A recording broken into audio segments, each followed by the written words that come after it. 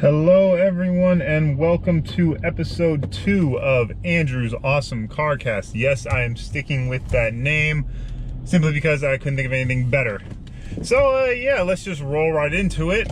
First thing I just feel like talking about today is something that I saw over the weekend. That would be UFC 235, which I'm not going to go over the whole thing. I just want to talk about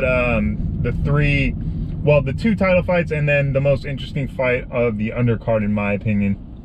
I'll start out with the main event of the evening, which was Jon Jones versus Anthony Smith. And to no surprise at all to me, Jon Jones walked away with his belt. The dude is an absolute just monster in the UFC. Like, I could see him moving up to heavyweight if he wanted to and terrorizing that division for a bit. And then absolutely there's no one below him that would dare step up to challenge him. That would just be suicide. And so yeah, the fight did go all 5 rounds. You know, credit to Anthony Smith. You know, dude had serious heart. You know, he came out ready to fight. I would like to believe he had a solid game plan. The problem with that is just that Jon Jones is such a freak athlete and just an amazing fighter that he makes you look stupid in the octagon. You could come out there with the greatest game plan in the world, and for all I know, Anthony Smith had that plan. But the problem is Jon Jones will not let you implement that plan. He will use his knowledge, he will use his strength, he will use all his technical skill to embarrass you. And that's exactly what he did. Now, he didn't finish Anthony Smith. Again, to Anthony Smith's credit, he showed tremendous heart. He didn't get, Jones never really threatened him too much with a KO or a submission. Didn't really look for a submission, so I guess really the KO is the threat there, but anyways. Yeah, so like I say, Anthony Smith was never in any real danger of being KO'd or subbed. I believe if Jon Jones wanted to flip that switch and KO him, he would have. But he didn't. And it annoys me. It does annoy me. Because Jon Jones he's this amazing fighter. I used to be a huge fan of him too. I used to be a huge fan of Jon Jones. And then it turned out he is just a garbage human being. Inside the octagon, he is pretty much a god. I don't see anyone in that division beating him. I don't see anyone from any other division coming down or stepping up to beat him. He's I don't see him losing except for when Father Time finally catches up with him. But it annoys me because outside the octagon, the man is apparently trash. He goes around spouting all this good shit about his faith in God and, praise God for everything. Oh, this, that, and the other thing. That's all well and good, dude, but you don't walk the walk. Like, you're a piece of shit. You T-boned a woman's car and then ran from this scene. And I'm not 100% sure on this, but I believe the woman was pregnant. Not 100% sure. But yeah, and then it's not even 100% his fault too. So he does that. Then there's the two steroid allegations. Well, I guess it was only one actually. The second one was the reason they moved the last UFC pay-per-view to Los Angeles.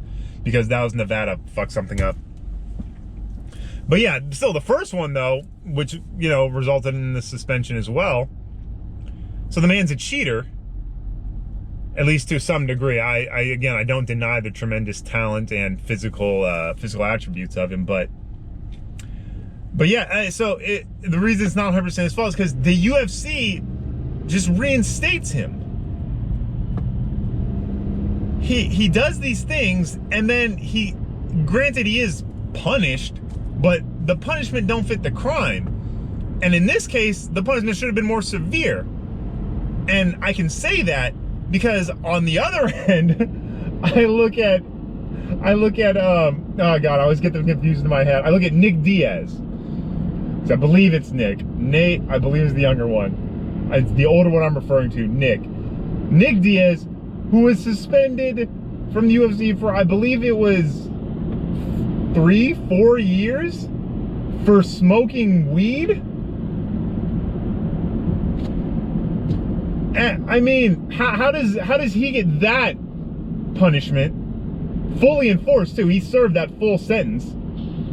He's not sure. The only reason he hasn't fought yet because he personally is not sure if he wants to come back and fight. That's up to him. But still, he gets that suspension for weed, and Jon Jones was suspended maybe a year and a half for all the shit he did.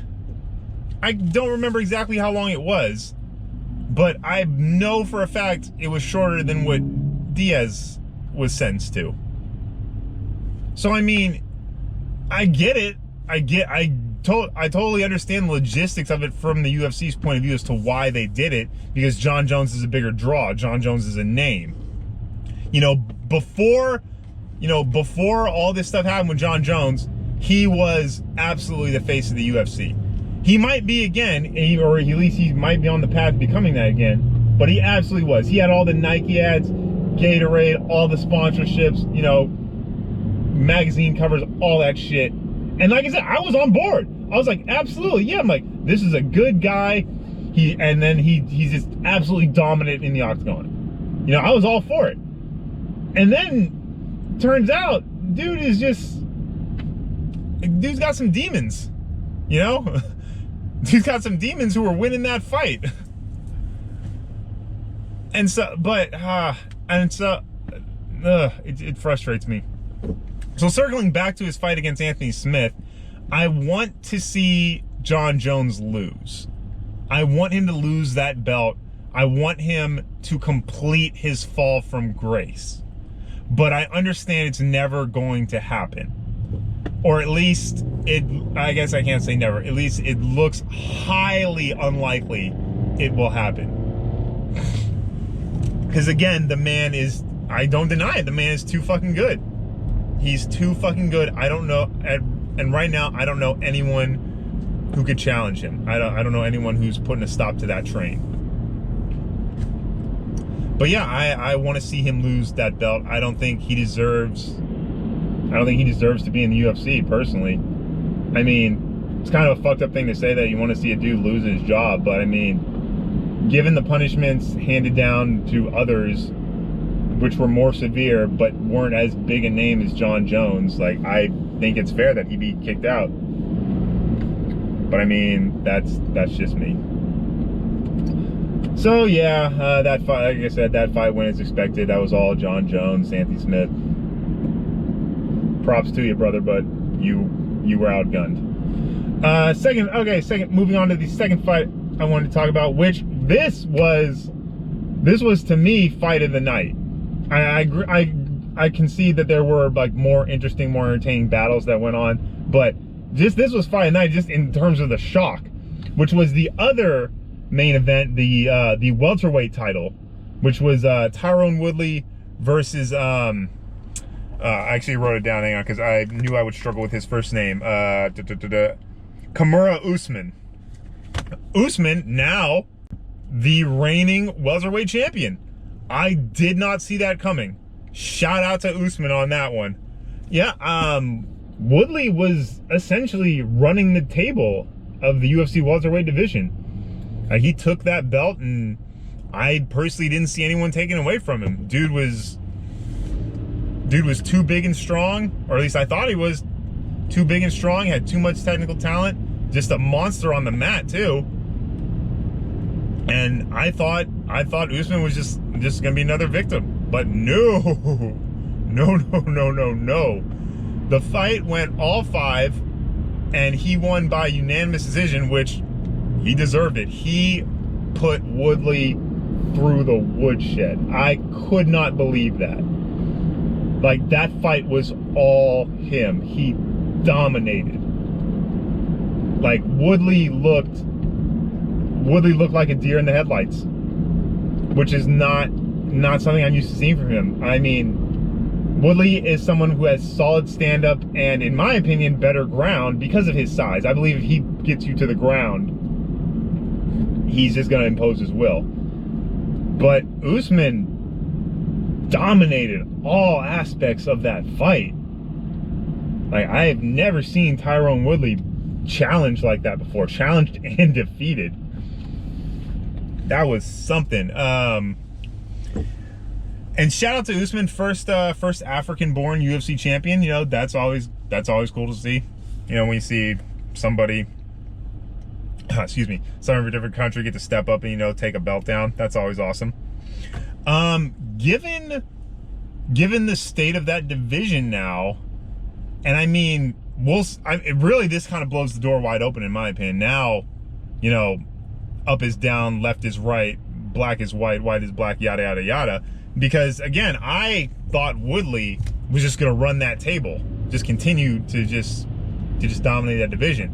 But now Usman has kicked the door in, and now I can theoretically see, because he beat that dominant champion in Woodley, I can now see him running the table. I don't know, unless the rematch has got to be coming. Like, Woodley ran that table for so long, I believe just based on that alone, he deserves a rematch. So we'll see. Maybe he comes back in this rematch and just, you know, just takes that belt back, shows that first fight. Maybe it was a fluke, but then, you know, we'll see. But in lieu of a rematch, you know, just pretending for a moment that there's not going to be a rematch, that Usman just has that belt and Woodley will not be his next opponent. Assuming those things, I don't know who stops him. Based on the whooping he just laid down on Woodley, I don't know who steps up to take him. Yeah, that's the welterweight division just got a bit more interesting in my opinion. Good. If I had to put money on whether Usman runs the table or someone else gets up there, because I saw Colby Covington's dumbass talking all that shit, wearing a MAGA hat. But yeah, Colby Covington, decent fighter. I don't think he's. I don't think he could. I don't think he could have beat Woodley, first of all. And I don't, based on what I saw from Usman, I don't think he can beat Usman. I think Usman's superior ground game. I gotta say, like, that was probably the most impressive aspect of that fight, was Usman's ability to control the takedown, both defend it and initiate it. And based off of that, I don't think Covington would have a shot at him. Stand up, maybe. There's always the puncher's chance. You know, everyone's always got a puncher's chance. But yeah, I don't see it. I don't see it for him. I don't see it for him against Usman. At least not after what I saw on Saturday. I think Usman would take him. But again, we'll see, because again, that fight may not ever even happen, because I definitely believe that Woodley will get a rematch for that title in a few months. But yeah, so then those two fights out of the way. Even though those two were the title fights, the most talked about fight coming out of that pay-per-view has got to be Ben Askren versus Robbie Lawler. It was the UFC debut of Ben Askren, who, interestingly, it was a prominent figure to begin with, just because of his skill in Bellator. Yeah, he was, I think, what did he go? He was 10-0 in Bellator before switching over to the UFC. Not even switching, and this again that makes it more interesting. Ben Askren, one of the two first fighters traded for each other. See, Ben wanted to fight in the UFC, but was still under contract with Bellator, and the UFC had a fighter who was one of the former flyweight champion, Demetrius Johnson, wanted to go fight in Bellator. So the UFC and Bellator basically worked out a deal where they traded them. Very interesting there. And Ben Askren, the man coming over from that trade to the UFC, this was his UFC debut, welterweight, against Robbie Lawler. And personally, I have known about Ben Askren, but I've never actually seen one of his fights before. So I wasn't entirely too sure what to expect here. So before the fight started, I had to go with Lawler just because simply I knew more about him. And, you know, I just had to go with what you know. But also Lawler, I've seen Lawler fight numerous times. Lawler hits like a freight train. So fight starts, and like as predicted, Lawler comes out and he clocks him. Like, Ben Askren gets rocked. And you look at the fight, like compare faces after the fight. Like, you can tell that Askren took the damage. But he's able to weather that storm and he weathers that storm. So I got way ahead of myself. I'm replaying the fight in my head now. I'm remembering things that, sorry. So yeah, it gets crazy when Lawler takes down Askren. Like, they clinch up and Lawler is able to just drop him on his head. Look, YouTube that takedown, it's great. Just drops him on his head, postures up, and just starts wailing on him.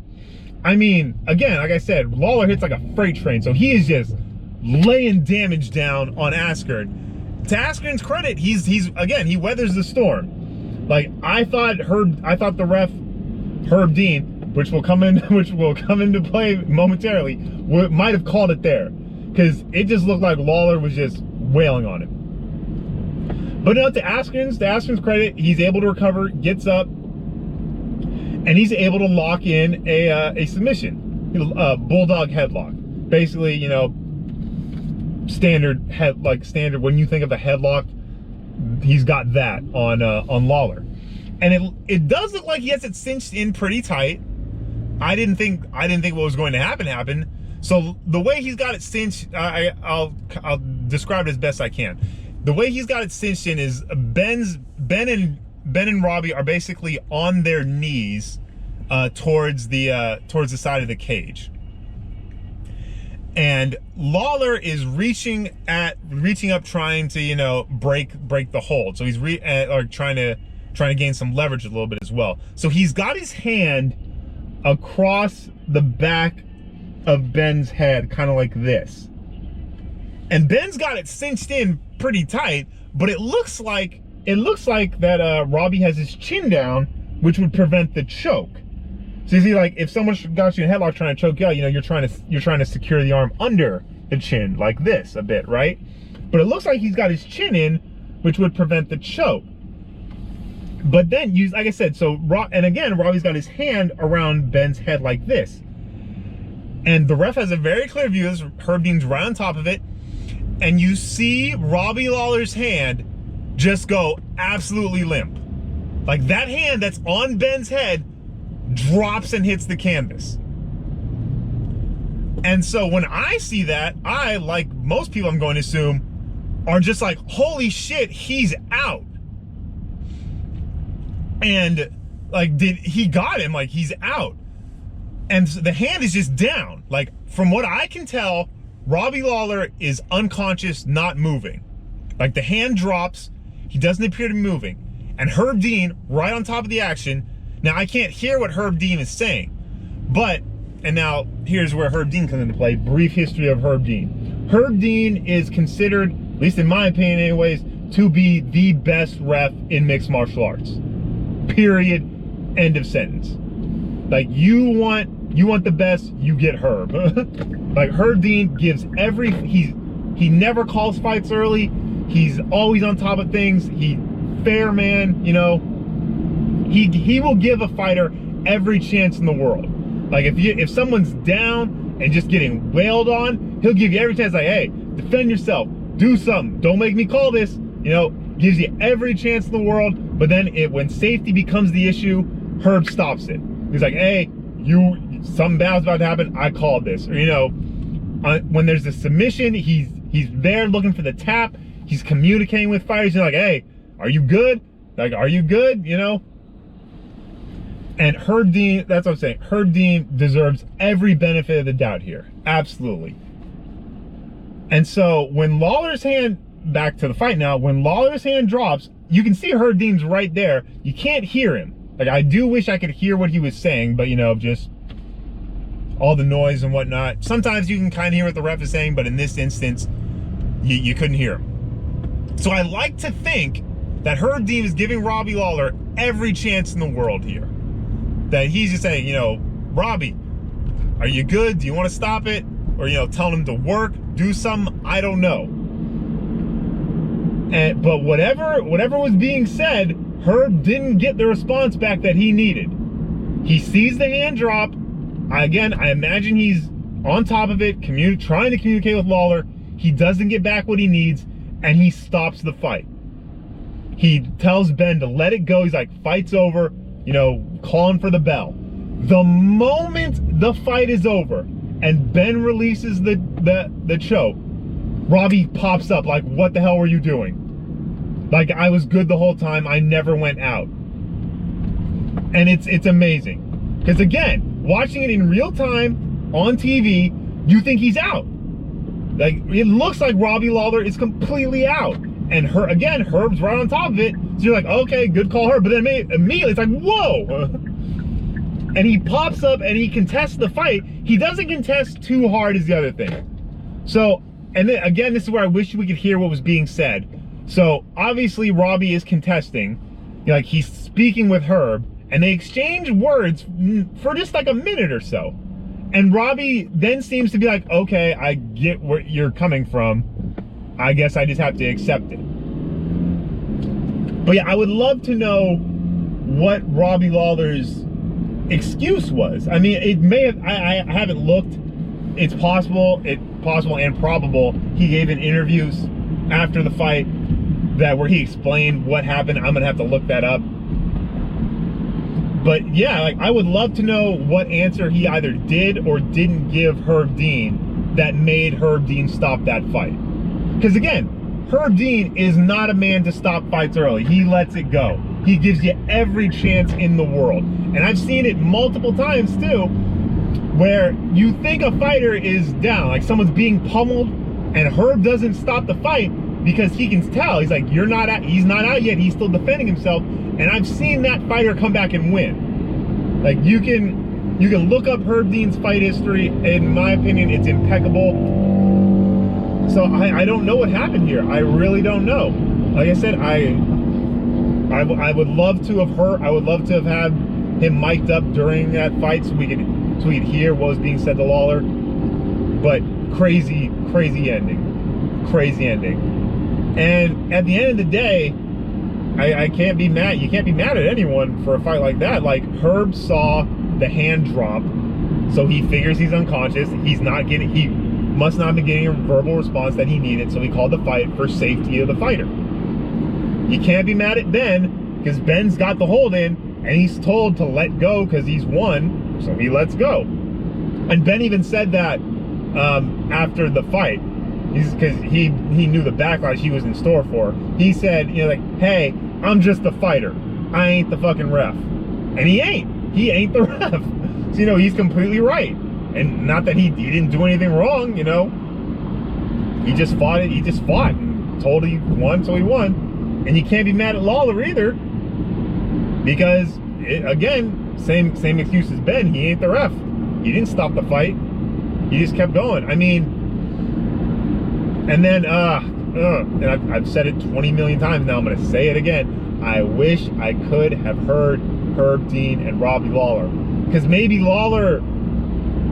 If I go back and look at the hold, maybe Lawler had his mouth covered. Like, maybe Ben's arm was covering his mouth, so he was answering, but it was muffled. Or I don't know what was said, what wasn't said, but absolutely crazy. Craziest, like I said, that was the craziest fight of the night. The result of the Woodley-Usman fight was crazier, but just the way that fight played out. Because again, like, I thought Lawler was going to put Ben to sleep. He rallied, and came back and won, apparently. I mean, not apparently, it is a win. It goes down as a win in the record book. So I mean, yeah, overall, great pay-per-view, by the way. Like, as a general rule of thumb, so you get, when you order a UFC pay-per-view, you get 5 fights. As a rule of thumb, I generally don't order any pay-per-view where I'm not interested in at least 3 of them. So, and I was interested in 4. The 5th one was a good fight too. I just didn't. It was the women's fight. I just didn't know anything about those 2 women in particular. I know I'm familiar with fighters in the women's divisions, but these 2 names just escaped me. But still, great fight. And I'll give a quick shout out to the Cody Garbrandt fight, Cody versus Munoz. Munoz, man, quick shout out to him for knocking out Cody. Like that, I didn't see that coming. Like, Cody Garbrandt, tough dude. I thought, although absolutely Munoz had that knockout power, but man, didn't see that coming. Which is interesting too, because now that's 3 fights in a row that Cody has lost. He lost the belt, he lost the rematch, and now he lost to Munoz. So this is interesting, because up until he lost the belt, he was on an absolute tear. He was tearing through that division. Won the belt, but then couldn't defend it, lost the rematch, and now lost this 3rd fight in a row. So it's interesting. It's gonna be interesting to see what he does, who he comes back with next. You know, obviously gonna take some time out, go do that, see what's up with that. So yeah, so that's all the UFC talk for now. So the other thing I want to talk about is something I watched last night, which is Supergirl. Supergirl, this show on the CW, starring Melissa Benoist. Is it Benoist or Benoist? Okay, her last name, the exact pronunciation of her last name escaped me in a moment. But anyways, Supergirl. I generally enjoy this show. Like, I've been watching it since the beginning. I've enjoyed it. It's great. You know, it's not as good as, personal opinion, it's not as good as The Flash, which in my opinion is the best of the CW superhero shows. But it's a solid show. Like, I watch it, I enjoy it, got no real complaints. But personally, I find myself becoming less and less interested with the show. And I believe last night I was able to pinpoint why. Because last night's episode, in my personal opinion, was the most blatant example of this. I think now they're starting to rip off Superman. And I don't mean that like Supergirl is a rip-off of Superman in the sense of, oh, you know, she's just a female Superman. Which, granted, powers-wise she is. Like, the powers are 1-for-1. It's a 1-for-1 transfer, I get that. But no, she's absolutely her own hero. She's her own thing. What I mean is the show is starting to rip off Superman, is that they're starting to rip off Superman comic stories and use them for Supergirl. Which is weird to me, because Supergirl is her own thing. She has her own comic. She has her own stories. Why don't you just use her stories? Like, I don't want to see you recycle Superman stories for Supergirl. Now, granted, you know, because this is television in the real world, obviously no comic to movie to TV translation is always 1-for-1. You gotta change some shit for time and, you know, effects and whatnot. But last night's episode was the formation of what is known in the Superman comics as the Elite. And the Elite, unless you're a huge nerd, know what they are. The Elite is essentially a team of superpowered individuals who, I believe in the comic, are originally sanctioned by the government. Like, they come out and they're just like the government's attack dogs, for lack of a better phrase. But they're much more brutal. Because, you know, Superman doesn't kill. These guys do. And that's what makes them favorites of the public. Because, you know, it's like Superman captures the criminal, criminal eventually breaks out of jail and just keep terrorizing. People don't like that, obviously. But the Elite put them down, and people love that. And this is of course where Superman and the Elite eventually clash. Superman wins, of course, because he's Superman. But yeah, so in last night's Supergirl, and I guess I really should have seen this coming though, when they first introduced the leader of the Elite is a character named Manchester Black. And Manchester Black was introduced in Supergirl a few episodes ago now. Like, maybe even, actually it might have even been the previous season. So I guess I really should have seen that coming, but last night's formation of the Elite with Manchester Black, Hat, and the Menagerie, you know, this has now become Supergirl versus the Elite.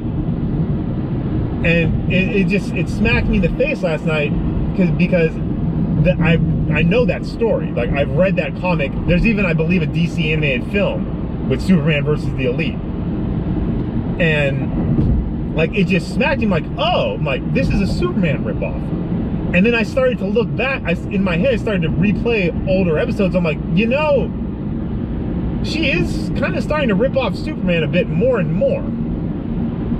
And that's why I'm finding myself less and less interested, because it's stories I've already known, I've already seen. And granted, that's fine, you know, if this were Superman. But it's like, okay, if you're gonna give me Supergirl, you know, give me Supergirl stories. Don't give me Supergirl and give me Superman stories. Like, let her do her thing. You know, again, I get it that you borrow here and there because the Superman and Supergirl exist in the same universe. So there's gonna be some crossover, of course. That's fine. You can even have her fight the Elite. Like, that's cool. There's nothing particularly wrong with that. It's just, it's too close to Superman. Like, the way they're doing this, it's too close. Like, I think they should let her, you know, be her own thing. And I don't know. I don't know exactly how to correct this other than to just do it. Sorry, I got distracted. There's a CHP officer zooming by me. I wasn't sure what was going on there. But yeah. So I would just, I don't know, just take her stories from the comics. Like, why are you stealing Superman? It's like, let her do her thing. And I don't know. Like, it makes me sort of re-examine the whole CW Superverse, if you will, because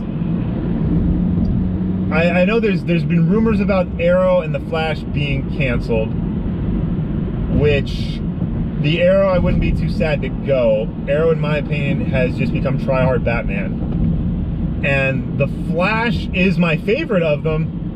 But even the Flash is starting to get a bit old, just because it's and this is sort of a problem with all CW shows across the board, where they're just giving everyone powers. Like, everyone has powers. Like in Supergirl, there's, you know, she's Supergirl. You have your title character, Supergirl is Supergirl. You have Jimmy Olsen, who is Guardian. So, you know, he has a suit. He has a super suit. And then, you know, they introduced Brainiac, I forget which iteration, Brainiac 13 maybe? I forget. He's from the future. It's a descendant of the Brainiac you most likely know as the villain. But he's good. And like, in the show they call him Brainy as a nickname. But yeah, like, so he has superpowers. Like, you have the Martian Manhunter, superpowers. Even her sister, who is a normal human, does not have superpowers, Carol Danvers. She's the head of what is it, DEO? I think they call it. The name's escaping me. Whatever three-letter secret government organization that fights aliens, that helps fight aliens. She's the leader of that. And, you know, so like, she's total badass. It's just everyone is superpowered. Like on the Flash, all of Team Flash is superpowered.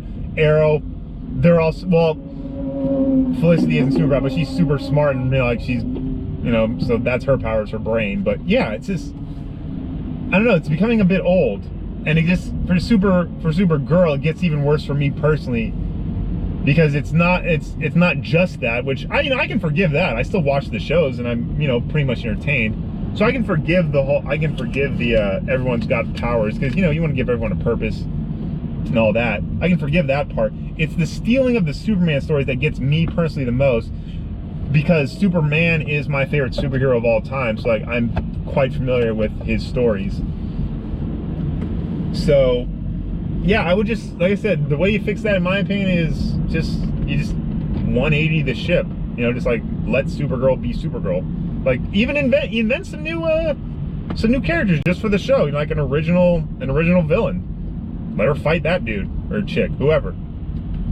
Because I do like the idea of Supergirl, and not to sound too preachy here, but fair is fair, like there are a ton of, by a ton I mean practically all, male superheroes, like sure, let there be some female superheroes. Like the material's there, like you have, like Wonder Woman is building out her thing, which is great. Like that movie was awesome. So, like, yeah, sure, there could be a Supergirl show. I got nothing against that. She's not my personal favorite superhero. She's not even top 10. But, like, I have no problem with that. With that existing. I was like, sure, let there be a female superhero. Why the fuck not? Like, there's no problem with it. But, yeah, it just needs to needs to be better, in my opinion. That's just me. And, yeah, I think that's actually where I'm going to cut it today. This is definitely a much shorter one than my last week, but that was really the only two things that were prevalent on my mind that I wanted to talk about. Bit of a spoiler for next week, though, or not even next week, because I get ahead of myself. It's just, so yeah, I'm recording this. This is Monday, the 4th. So I'm going to try and upload this tonight, and hopefully it'll be there either tonight or tomorrow, Tuesday at the latest. And I might do another this week. We'll see how I'm feeling. We'll see if anything just, pops into my brain that I want to talk about.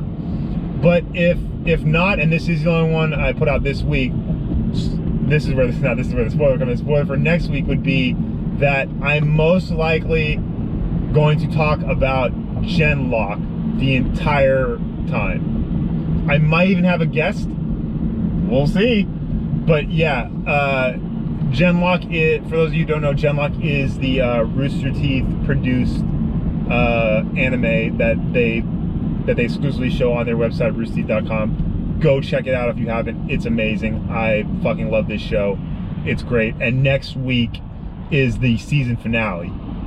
And so after I watch that, I'm going to come back and just dedicate a whole episode to that show, because I love that show. There's so much going on. I have so many theories and speculations about what's gonna happen, what has happened, yada yada. But again, we'll get to that next time. So yeah, that's gonna do it for this episode of Andrew's Awesome Carcast. Thanks for watching, and I'll catch you next time. Peace.